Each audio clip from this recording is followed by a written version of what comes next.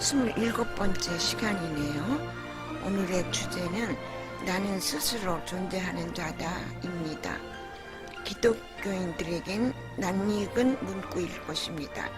구약의 여호와 하나님이 자신의 정체성을 선포한 문구로 알려져 있으니까요. 그런데 사실은 나는 스스로 존재하는 자다는 이 시대에 와서야 제대로 그 뜻이 해석될 수 있게 된 것입니다.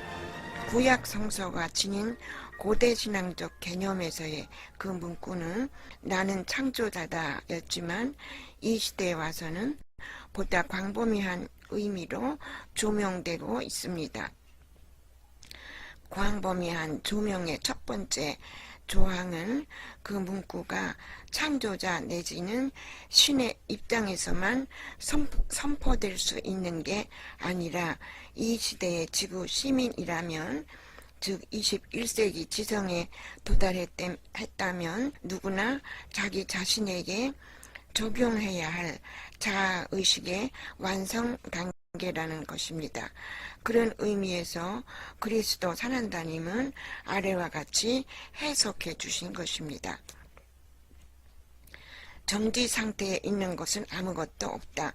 모든 것은 변화하고 있다. 모든 것이 배움이고 모든 것이 발견이다. 물론 인간은 자신의 영혼 여정 속에서 현재 배울 수 있는 것만큼만 알 수가 있다. 여러분은 자기 경험의 총계상의 어떤 지점에 서 있는 것이다. 나는 스스로 존재하는 자다. 즉 I am that I am이 바로 그런 뜻이다.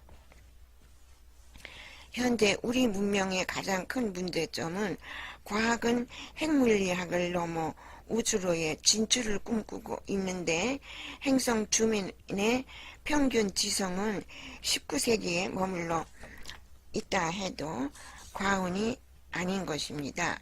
특히 종교에 있어서 그러하기 때문이지요. 필자가 특히 반기독교적이어서가 아니라 그리스도 산한다님도 직접 그 점을 지적했습니다. 예수 그리스도의 주변에는 심각한 맹목적 숭배 같은 것이 형성되어 있고 그것이 나의 참된 메시지 대부분을 제거해 버렸다. 대부분 민족이 자라나고 있는 후손들에게 성년식이라는 것을 베풀어 줍니다. 이젠 너희도 어른이 될 준비를 해야 한다는 뜻에서지요. 어른이 된다는 게 무슨 뜻입니까? 먼저 독립적 자기 인식과 책임감도 가져야 한다는 뜻 아닙니까? 그런 의미에서 십자가 대속론은 모순적이지 않을 수 없는 것입니다. 지금까지의 인류는 대속론이 필요했을지라도 21세기 인류가 여전히 자기 죄를 누군가가 대신 갚아주기를 바란다면 어찌 성인이라 말할 수 있겠습니까? 종교에서는 마지막 시대라고 하지만 사실은 우주 시민으로 태어나기 위한 성년식의 시대라 해도 무방할 것입니다. 문명적 전환점 혹은 과도기인 동시에 우주 시민의 자격증을 위한 자아의식적 성장기로서의 시대인 것이지요. 그렇기 때문에 나는 스스로 존재하는 자다는 이렇게 해석될 수도 있는 것입니다. 나는 우주 시민으로서의 자격과 동시에 책임의식도 느낀다라고요. 조금만 더 깊이 들어간다면 나는 스스로 존재하는 자다는 이마누엘 칸트의 코페르니쿠스적 사고의 전환과 같은 자기인식에서의 큰 변화를 의미합니다. 코페르니쿠스는 갈릴레오보다 앞섰던 지동설의 원조 아닙니까? 칸트 선생의 코페르니쿠스적 사고의 전환이란 그만큼 큰 변화를 요구하는데 인간 자신을 인식 대상에서 인식의 주체자로 바꿔야 한다는 것입니다. 1세기를 살고 있으면서도 우리 대부분은 남이 나를 어떻게 볼까 혹은 세상이 어떻게 평가할까에 신경을 쓰면서 삽니다. 종교인들은 더욱 그렇지요. 그래 고해성사를 하고 교회에 갈 때마다 죄를 고백하지 않습니까? 물론 인간은 불완전성의 존재이기 때문에 항상 자신을 반성하며 완전성의 거울에 비춰볼 필요가 있습니다. 그런데 지구 밖에서 지구를 바라보는 우주의 시선은 지구 인류를 더 이상 미성년적 인간으로 혹은 십자가 대문론이 필요한 19세기 인간으로 봐줄 수는 없다는 것입니다.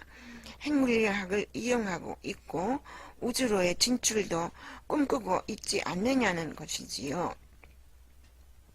하느님의 심판이란 한 행성의 문명적 결산을 총체적인 눈으로 보는 시선을 뜻합니다.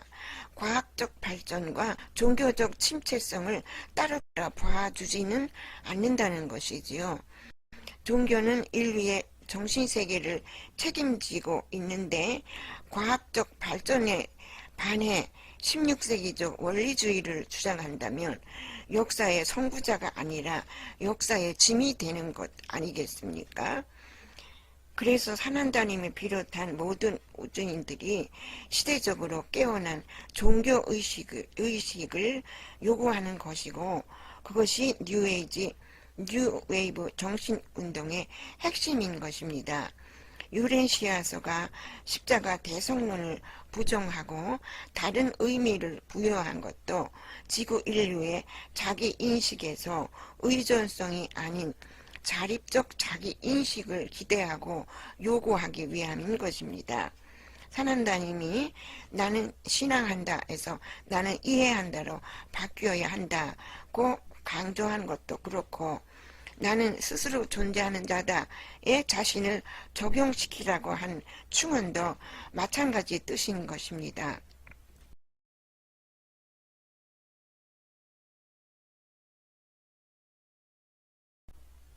불교의 유화 독존 그리고 미륵불이신 마이트리아님의 제 신이라는 문구도 나는 스스로 존재하는 자다와 같은 뜻입니다. 천상천하 유화 독존은 나 혼자 독보적 존재라는 뜻이 아닙니다. 하늘나라에서나 땅의 나라에서나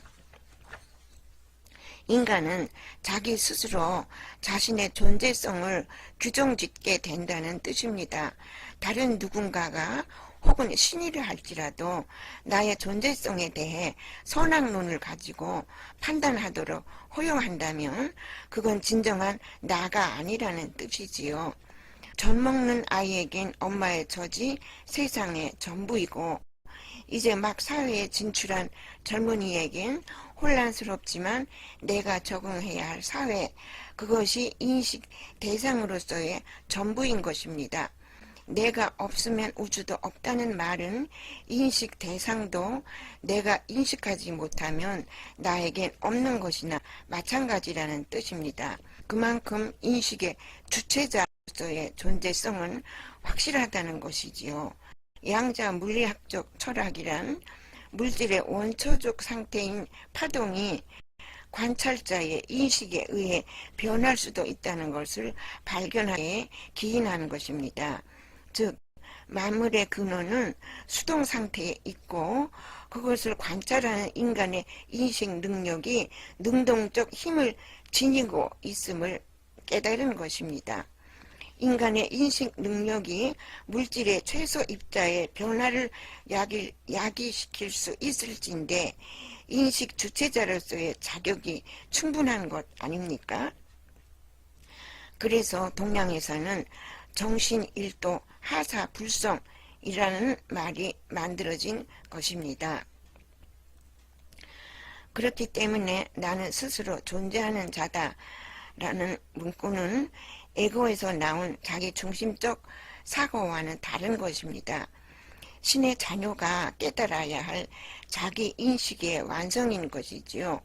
신의 자녀로서의 자기 인식은 무지에서 나온 불안과 공포가 만들어내는 에고가 아니라 완전한 알물 기초로 한 지혜와 같은 것입니다.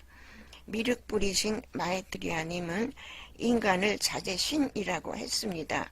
나는 스스로 존재하는 자다를 그대로 한자로 번역한 것과 같지 않습니까? 동양과 서양의 종교나 철학이 다른 게 아니라 설명하는 방법에서 차이가 있을 뿐입니다. 뉴에이지, 뉴웨이브에서는 I am that I am을 줄여서 I am this라고 합니다. 그것이 이제부터 우리 후손들에게 가르쳐야 할 21세기적 자기인식의 올바른 방법이 될 것입니다. 철학이나 종교 같은 단어에 익숙하지 않은 이들도 나름대로의 자기인식 방법이 있더군요. 자신을 인식 대상으로 느끼는 습관 때문에 외모나 학력이나 경제력 같은 것에서 열등의식을 꼈던 누군가가 아주 기발한 착상을 했더군요. 나를 태어나게 한 정자는 하나의 난자를 목표로 삼아 돌진한 수만의 정자들 중에 챔피언이 되었기에 내가 태어난 것 아니겠냐고요. 지구 인류가 유아기를 살고 있을 때는 심판의 컴퓨터가 존재하는 아카식 세계에서 지구의 공전과 자전, 기후와 풍토를 돌보며 우리를 보호했다고 합니다. 그러나 다음 시대부터는 우리 스스로 우주에서의 생존을 책임져야 하는 우주 시민으로서의 삶을 시작해야 하는 것입니다. 바로 그런 이유 때문에 진화가 필요하고 책임의식도 요구되는 것이지요. 물론 초년생으로서의 우주 신생아이기 때문에 행성 왕자 마키벤타 멜기세덱과 몬저런슨 판사님이 보호자로 파견되어 오랫동안 우리의 안전과 교육을 책임져 주실 것입니다. 그에 앞서 우리 자신을 위해 필요한 것이 우주 시민으로서의 올바로 정당한 자기 인식인 것입니다. 인식 대상이 아니라 인식 주체자로서의 자신을 발견한다는 것은 다름이 아니라 우리에게 신성의 유전자를 물려주신 까마득한 우주 조상님들과의 유대감을 되찾는 길이 되는 것입니다. 우리가 버림받은 거짓 신세인 줄만 알았는데 알고 보니 신의 자녀였음을 늦게나마 깨달았으니까요. 그리고 그 유대감 속에서 우리는 안전함과 행복을 느끼며 성장하고 또 성장할 것입니다. 나는 스스로 존재하는 자다가 주제였는데 너무 비현실적이고 먼 미래의 일이라는 인상도 줄 것입니다.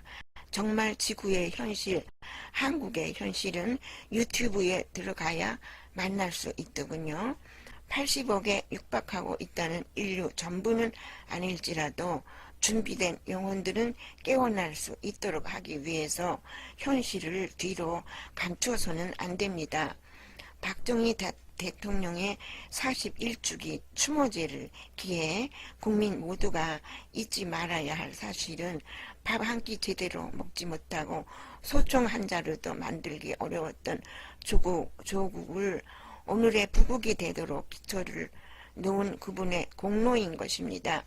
배은망덕하는 좌파 정치객과 그 운동권에 비해 우리 공화당과 태극기 운동에는 하늘의 정의를 목말라 하는 순박한 국민의 호소가 숨쉬고 있습니다.